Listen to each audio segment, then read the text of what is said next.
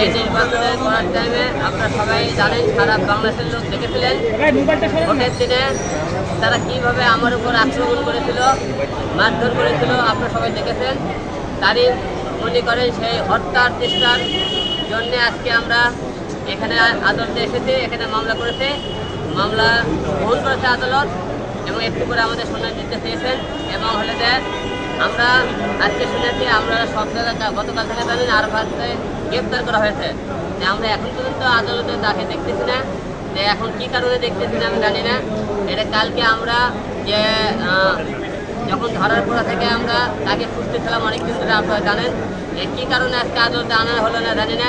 আমার মনে হয় তারা ভয় পেয়েছে নাকি গত কয়েকদিন ধরে যেরকম তারা অত্যাচার করেছে জনগণের পর, প্রতিটা এমপি মন্ত্রীর উপর জনগণ খাপা, তারা আজকে ডিম থেরাপি এবং জুতোর মালা ডিম খাবে যেতে হয়তো আজকে আনেনি, কালকে নিয়ে গেছে। পরে মনে ডিপিতে নিয়ে যায় একদিন ডিম থেরাপি দেবে, তার সময় হয় আদালতে আনতে পারে। আমি তা মনে করতেছি, তাতে আজকে আদালতে কেন আনা হলো না। যাই হোক, আমার আসামি ধরা পড়েছে, আমি খুশি হয়েছে। এখন আমাকে হত্যা করার চেষ্টা করা হয়েছিল, আমরা তার ফাঁসি চাই। কারণ এদের মতো এমপি মন্ত্রী আমাদের কঠোর বিচার না পাই ভবিষ্যতে এই দেশে আরও যারা এমপি মন্ত্রী থাকতে হবে তারা এই ধরনের অত্যাচার করবে। এদের কঠিন বিচার চাই, শাস্তি চাই। কারণ একটাই শাস্তি, তাদের ফাঁসি।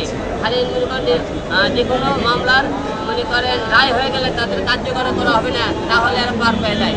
যে কোনো মামলায় কার্যকর হলে তাদেরকে ফাঁসি দিতে হবে, না হলে মনে করেন তাদেরকে দৃষ্টান্তমূলক শাস্তি ব্যবস্থা করতে হবে। কারণ এরা পরে যে কোনো কারণে ক্ষমতার জোরে আবার যাতে বের হতে না পারে। তাই আপনারা সবাই জানেন এই মামলার হত্যার চেষ্টা করার অপরাধে আমি আরাফাতের ফাঁসি চাই।